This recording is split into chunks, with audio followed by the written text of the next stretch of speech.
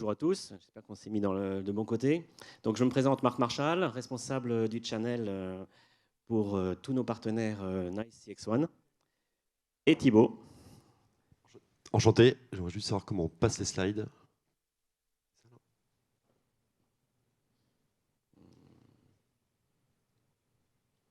C'est bon? Vas-y. Voilà. Donc Thibaut va vous introduire Ovalo pour que vous compreniez bien avec qui vous parlez. Moi je vais me taire pour l'instant. Donc oui, je vais introduire Ovalo brièvement, parce que ce n'est pas l'objectif de vous faire tout un speech commercial sur Ovalo, mais peut-être que certaines personnes ici ne connaissent pas. Donc Ovalo, on est un cabinet de conseil spécialisé dans la transformation digitale de la relation client, et plus spécialement dans le domaine des centres de contact. Aujourd'hui, nous, chez Ovalo, on a une approche, on accompagne nos clients sur toute la chaîne de valeur des projets, donc en amont, sur du conseil, de l'audit, de la conduite de changement. On accompagne également sur des projets d'intégration et de migration de centres de contact, et également post-projet sur de l'expertise technique ou des centres de services. Ovalo, on a une approche historique sectorielle grand compte du CAC 40 et des ETI, mais avec l'avènement du CICAS, on va y revenir dessus après. On accompagne également maintenant de plus en plus le mid-market. Historiquement, on a toujours accompagné le secteur BFA, banque, finance, assurance. Aujourd'hui, ça représente encore 60% de notre activité, mais on accompagne également maintenant de plus en plus, on se diversifie sur des secteurs comme le tourisme, l'énergie ou le transport. En bref, Ovalo, c'est quoi? C'est 70 collaborateurs passionnés de relations clients, avec une très forte expertise dans les centres de contact, depuis maintenant bientôt 10 ans, puisqu'on a été créé en 2015, et une présence nationale en France, principalement à Paris, Lille, Rennes, Niort et Lyon. Donc Thibaut, on va voir aujourd'hui quelles sont les nouvelles tendances en ce qui concerne les comportements d'achat des consommateurs. Et tu avais préparé quelques événements là-dessus, les éléments financiers et statistiques. Exactement, j'ai préparé quelques slides, également quelques... Alors, trop tard, comment on revient en arrière? On va revenir en arrière. Ok. Donc c'est vrai qu'aujourd'hui, depuis 3 ans maintenant, depuis le Covid, dans les acteurs de la relation client en global, on vit quand même une période assez passionnante, avec un cycle d'adoption d'innovation technologique extrêmement puissant, et plus particulièrement sur les canaux digitaux. On a pu voir à ce moment-là, depuis 3 ans maintenant, les attentes des consommateurs qui ont évolué, que ce soit en termes sur les services digitaux, de comment consommer des nouveaux services, des demandes, acheter des produits ou des services. Et on a pu voir que dans le même temps, les grands retailers comme Amazon ou des grandes banques ont proposé des innovations à leurs clients pour permettre de nouvelles expériences et l'accès à certains services sur ces canaux digitaux. Donc une fois qu'on a dit ça, se pose une question, et c'est important de comprendre où et quand commencent les interactions, les premières demandes des clients. Et ben aujourd'hui, on s'aperçoit que dans 80% des cas, et c'est un chiffre qui est extrêmement significatif, les premières interactions se font sur le digital, sur des canaux digitaux en mode self-service. Et donc, logiquement, il reste 20% des interactions qui restent sur le canal voix avec des agents. Mais ce qui est important de comprendre, c'est cette première tendance. Au sein de ces 80% des interactions sur le digital, on va avoir 2 grandes tendances aussi qui sont pour moi très importantes, qui ne sont pas forcément là sur le slide. C'est qu'aujourd'hui, on se rend compte que les parcours clients donc, commencent sur les canaux digitaux, commencent sur les applications mobiles des organisations, en grande partie, mais une autre très grande partie, même la majorité, ne commence pas forcément sur le site internet des organisations, mais sur les moteurs de recherche. Et la deuxième chose, c'est une attente aujourd'hui qui est forte des consommateurs, de pouvoir avoir des demandes en mode proactif pour anticiper leurs besoins et leurs demandes sur ces canaux digitaux avec l'utilisation de WhatsApp, des réseaux sociaux, etc. On a parlé du Covid, et justement, quand on parle de l'accélération... Quand on parle de l'accélération de l'adoption du digital, il y a une étude McKinsey qui l'a très bien montré post-Covid. C'est que avant la crise et après la crise, l'adoption du digital, elle a doublé. On est passé de environ 36% à 60% au niveau global. Et ça vaut pour toutes les régions, ça vaut également pour tous les secteurs d'activité. Et une autre chose que montre cette étude, alors je suis désolé, le slide est en anglais, mais qui est intéressante à avoir, c'est que aujourd'hui, elle a montré cette étude un lien entre les investissements et les expérimentations qui ont été faites par des grandes sociétés et leur résilience à la crise du Covid et après le Covid. Il en est sorti que dans 72% des cas, les grands groupes qui ont investi en R&D, en innovation, en POC, en MVP, qui ont essayé des choses, ce sont ces groupes-là qui ont le mieux résisté, qui ont été le plus résilientes au Covid. Pourquoi ? Parce qu'il a fallu aller sur les canaux digitaux à marche forcée, pour schématiser avec le Covid, et que ce n'est pas le tout de dire j'y vais. Il faut en amont avoir testé, évalué, planifié. Et c'est pour ça qu'on voit également que les sociétés qui ne l'ont pas fait, les organisations qui ne l'ont pas fait, sont celles qui ont le moins résisté au Covid, avec des pertes de parts de marché très importantes, des fermetures, des pertes de croissance, etc. On va se concentrer maintenant sur donc la fidélité aux marques, hein, ce qui nous intéresse tous pour vendre nos produits. Et la question, est-ce que c'est une idée reçue ? Alors non. Non. Alors, plus sérieusement, la réponse, elle n'est pas aussi simple que oui ou non. Donc c'est pour ça que j'ai préparé les slides. Ici, on peut voir un histogramme qui est assez parlant sur le rapport entre la perception qu'ont les organisations et les consommateurs par rapport aux interactions digitales. En bleu ciel, vous pouvez voir que les organisations, les marques, estiment qu'après 3, 4 mauvaises interactions et plus, c'est là qu'il y a un risque de perte, d'abandon et que les consommateurs vont à la concurrence. À l'inverse, quand on pose cette même question à des consommateurs et à des clients, on va dire qu'à la première interaction, ils sont indulgents et laissent une deuxième chance. Il n'y a que 16% des consommateurs qui abandonnent dès la première mauvaise interaction sur le digital. Mais on voit qu'il y a déjà quasiment la moitié des consommateurs et des clients qui abandonnent à la deuxième mauvaise interaction. Et ça, aujourd'hui, là, je parle de consommateurs, etc., mais ça ne vaut pas uniquement pour le retail, ça vaut pour tout type d'organisation, parce qu'on peut voir en France, depuis un certain nombre d'années, une déréglementation sur beaucoup de secteurs, typiquement secteur bancaire qu'on connaît bien, avec la loi mobilité bancaire. Aujourd'hui, changer de compte en banque, ça se fait en 3 clics. Changer d'opérateur télécom, c'est la même chose, il suffit d'appeler le concurrent, il s'occupe de faire le changement de manière très simple. Pareil pour les assureurs, etc. Donc c'est important aujourd'hui pour les organisations de s'outiller de canaux digitaux fluides. D'autres choses qui sont importantes, ça va être les facteurs qui impactent la fidélité client.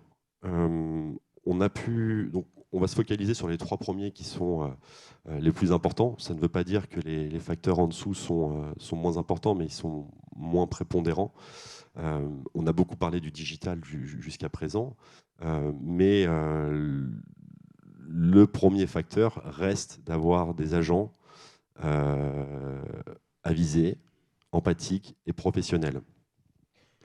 Et là, ce qu'on va pouvoir mettre en avant et en lumière, c'est qu'aujourd'hui, les modes de consommation, les modes de gestion administrative, etc., ils ont quand même bien évolué.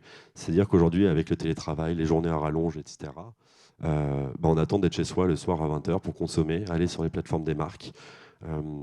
Et c'est à ce moment-là qu'il faut disposer d'un seul service en ligne fluide et pouvoir surtout donner aux consommateurs la possibilité d'accéder aux services avec le canal digital de son choix.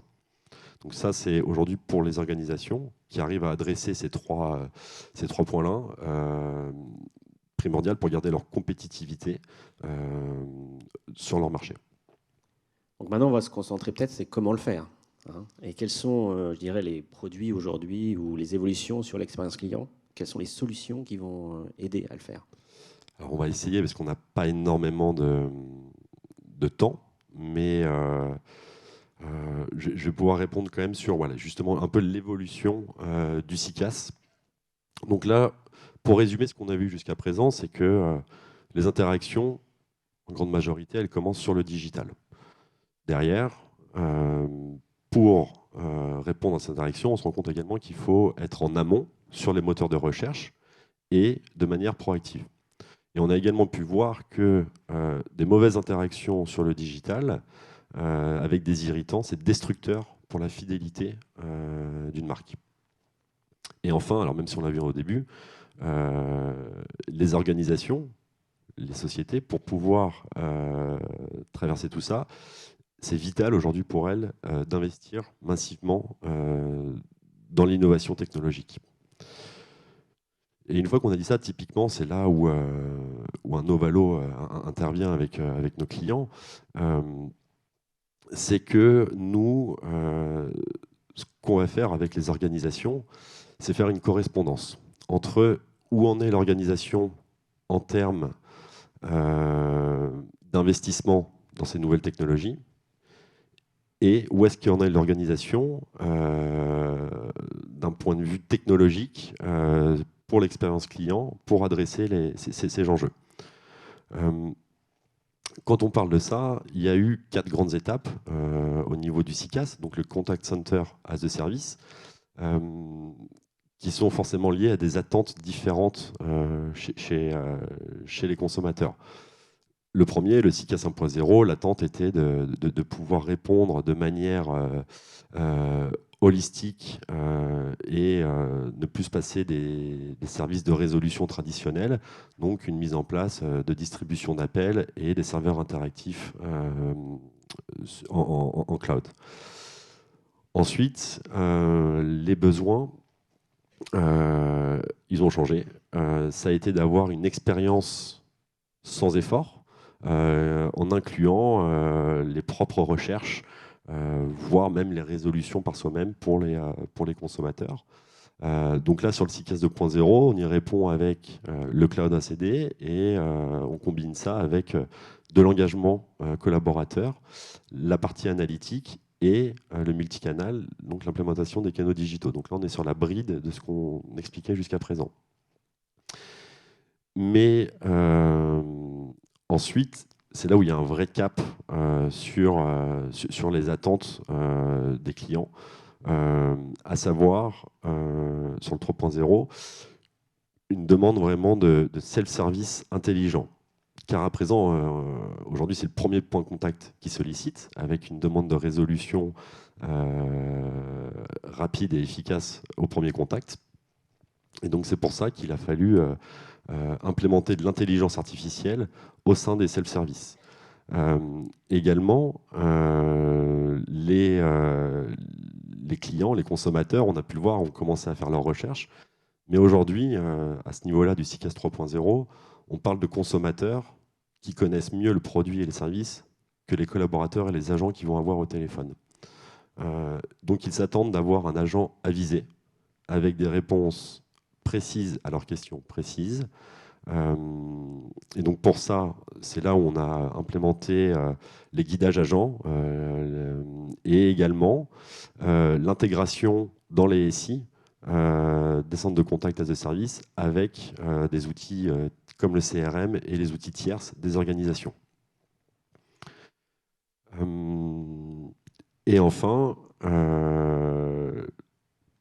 quand on parle derrière de CICAS, la prochaine évolution, et ça on en a parlé par rapport aux différentes attentes qu'on a pu voir, ça va être que les clients vont être prêts aujourd'hui à donner de l'information, mais en échange de ça, ils vont s'attendre que les organisations proposent une expérience client sur mesure et personnalisée.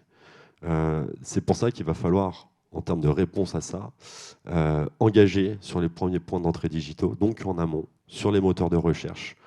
Il va falloir faire de la proactive communication, donc des notifications proactives, on en a parlé, via et également un dialogue conversationnel pour anticiper les demandes, anticiper des événements, anticiper des besoins, anticiper des incidents, des grèves ou autres, J'ai un petit exemple là-dessus.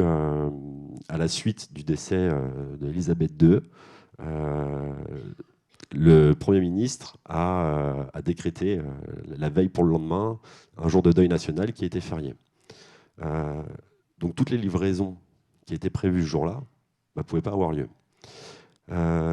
Concrètement, les organisations qui n'étaient pas du tout équipées de SICAS, elles n'ont pas livré, elles n'ont pas prévenu leurs clients, et ça a créé énormément de frustration. Derrière, il y a d'autres organisations qui ont pu, via une campagne, prévenir la livraison est annulée.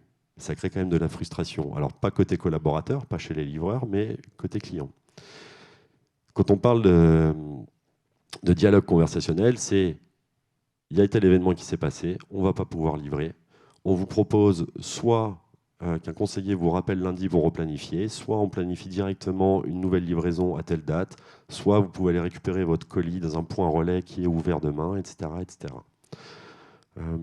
Voilà un peu l'évolution qui est à prendre en compte selon vraiment, j'insiste là-dessus, selon les attentes de vos clients. Donc c'est vrai qu'on a parlé de manière un peu macro d'attentes clients jusqu'à présent, c'est de manière macro. Les attentes selon votre secteur d'activité, selon votre implémentation géographique, tout un tas de choses, les attentes de vos clients vont être nuancées, vont être différentes. Il faut les assesser pour ensuite déterminer quelles vont être les bonnes solutions technologiques pour y répondre. Et anticiper aussi, évidemment, les futures attentes. Alors, tu nous as présenté pas mal de choses, mais tu as parlé surtout de consommateurs et d'agents, on va dire. Donc, je voulais savoir, pour toi, quelle est la meilleure façon de retenir ces agents, parce que le taux d'attrition est assez fort, et comment on va aussi maintenir l'engagement de ces consommateurs chez notre client. Évidemment, ça ne marche toujours pas. Voilà. Bon, c'est le dernier slide, après il n'y aura plus de couac. Ça passe par déjà la mise en place de ce qu'on a pu voir précédemment. Mais une fois que ça s'est fait, l'histoire elle n'est pas finie. Parce que on met en place un nouveau cycle et c'est important de s'inscrire déjà l'organisation en elle-même dans une démarche d'amélioration continue. Ça, c'est des choses qui sont faites aujourd'hui quand même de manière très régulière. Mais également inscrire la solution dans ce cercle d'amélioration continue.